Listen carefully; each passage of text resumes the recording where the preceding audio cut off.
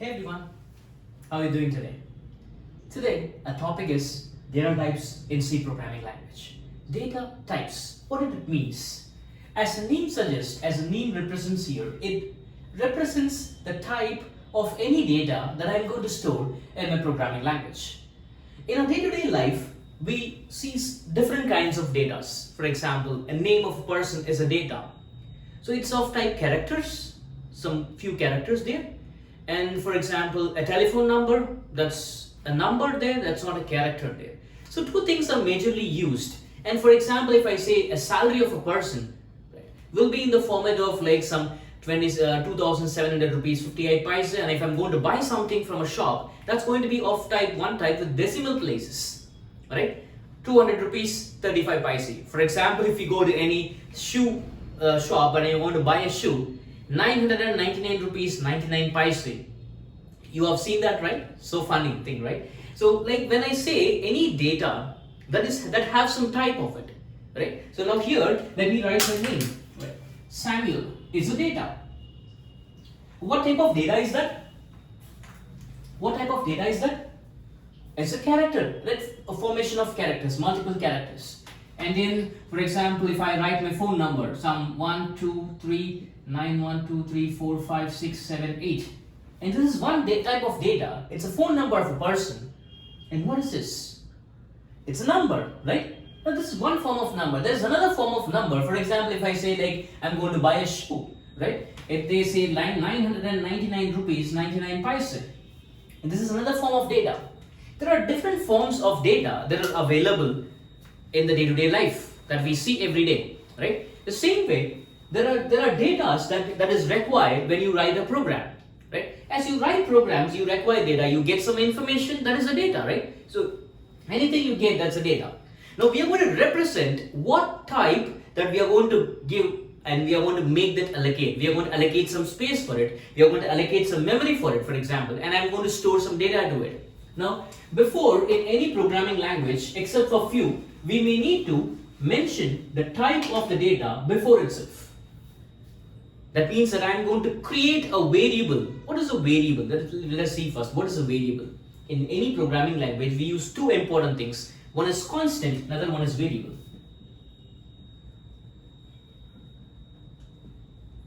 So when I say variable, it's an identifier. Variable is an identifier which identifies a constant, a value which is stored inside the memory space.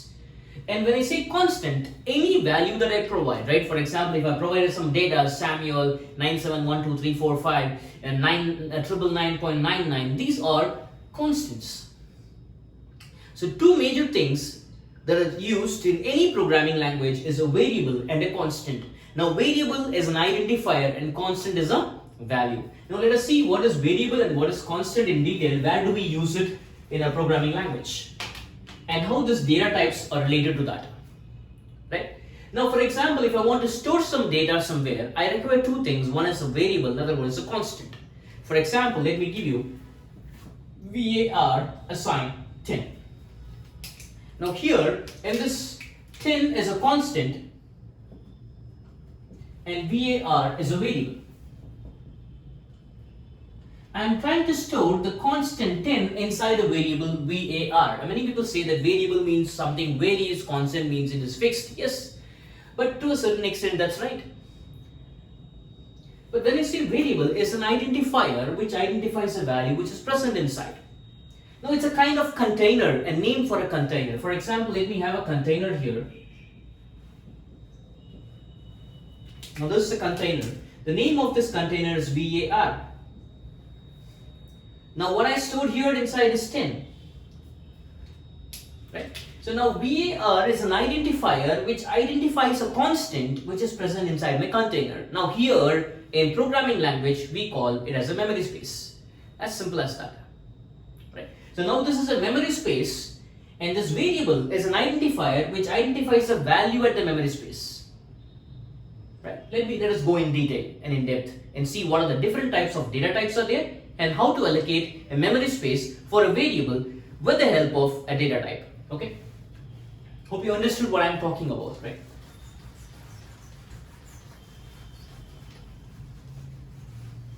Good.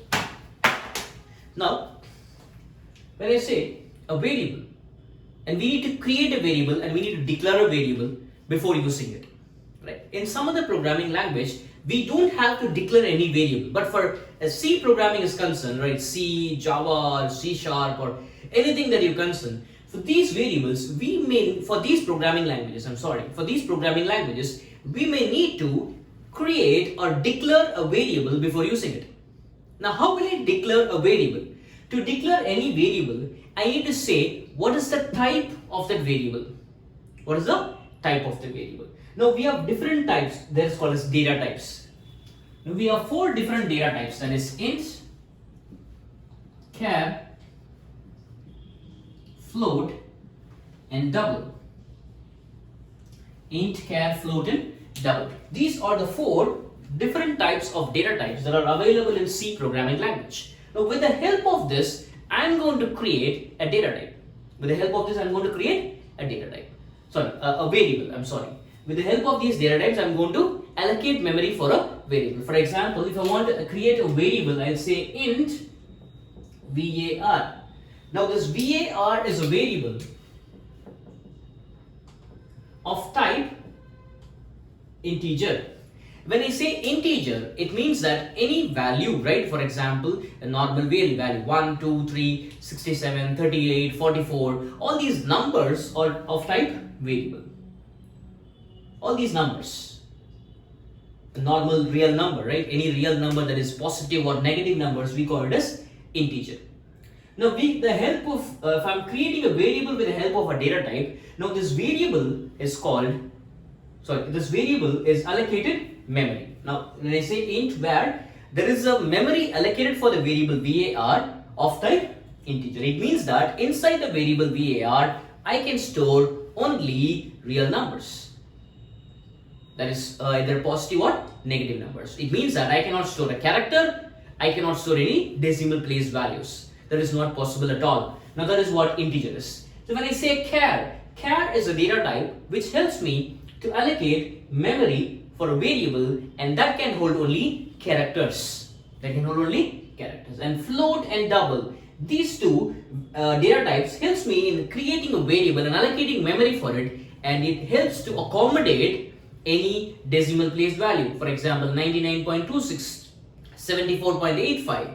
Now, you can ask me, when a float and double can do the same work, why 2? Yes, that's a good question. But my answer for that is, yes, float can accommodate a smaller value and double can accommodate a bigger value. That's it. Yeah. It's about a fat person sitting in a bigger chair, sofa, and a lean person sitting in a normal chair.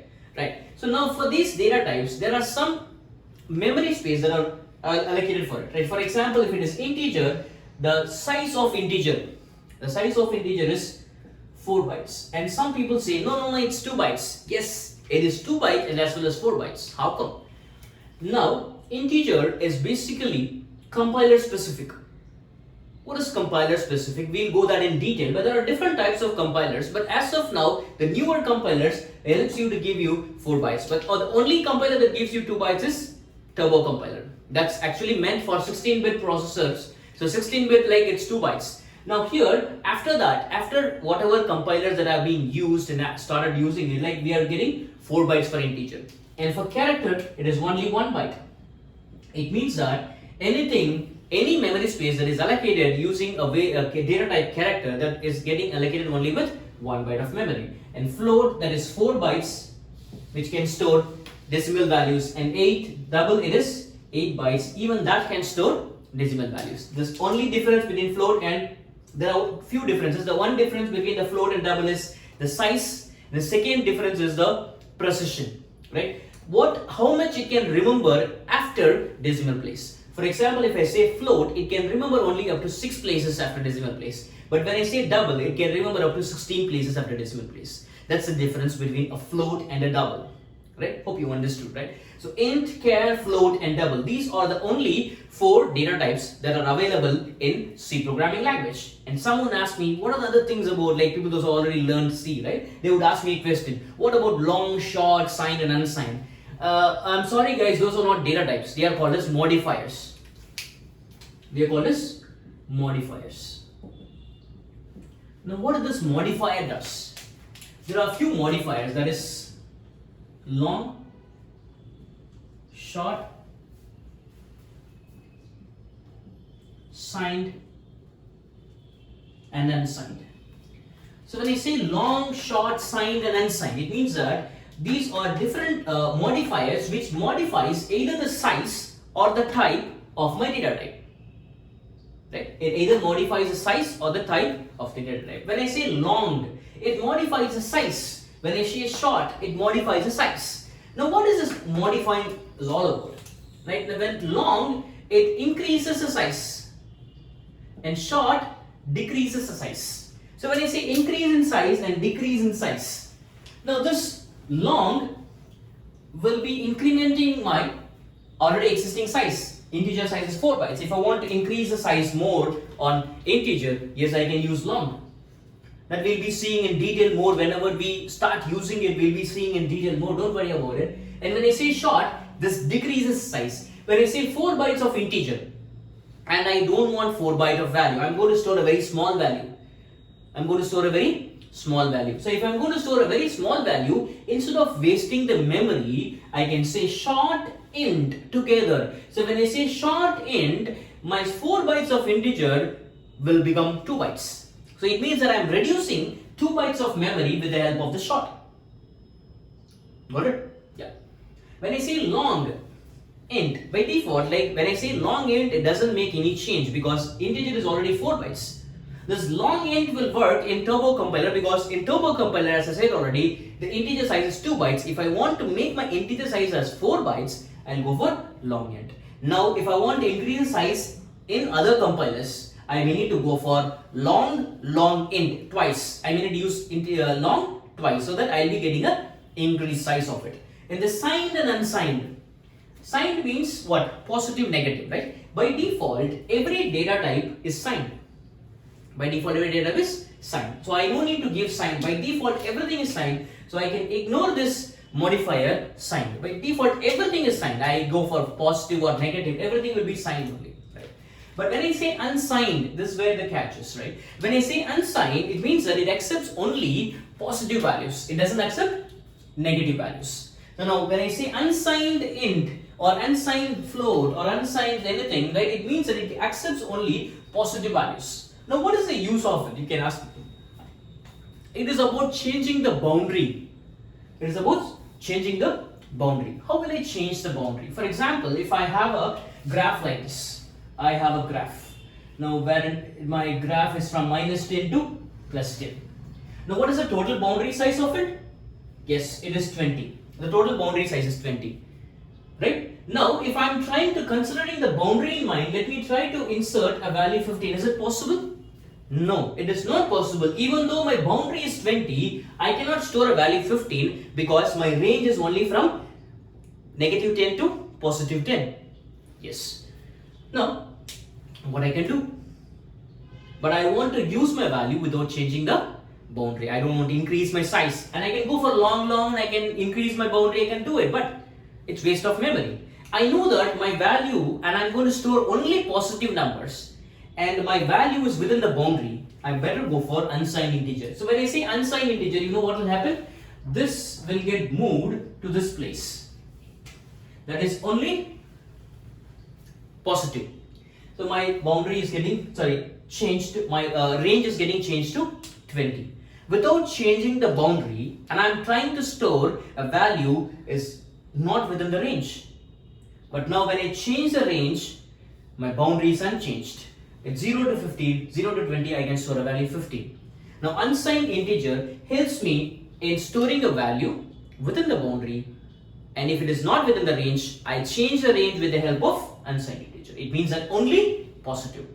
Unsigned integer helps me to give only positive. Now we have seen 4 data types, that is int, char, float and double, and we have seen 4 modifiers: long, short, signed and unsigned.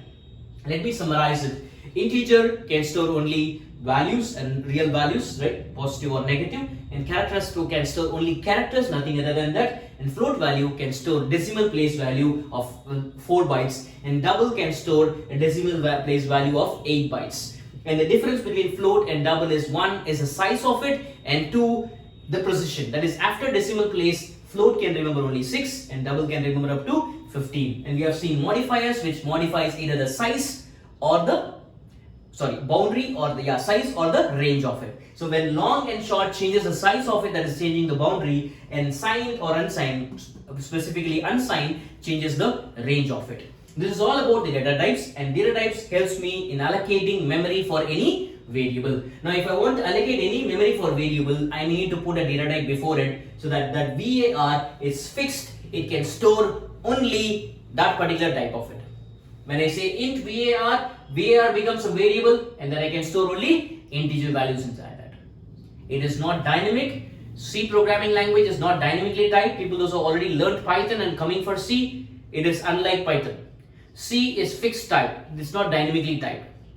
Okay, hope you understood what is data type and how allocate memory for a variable for it. If at all you like this video, please do subscribe to my channel and like and comment it. And if at all you have any doubts, you are free to go and comment in the comment section. And if at all I find time, definitely I will reply back. Thank you very much.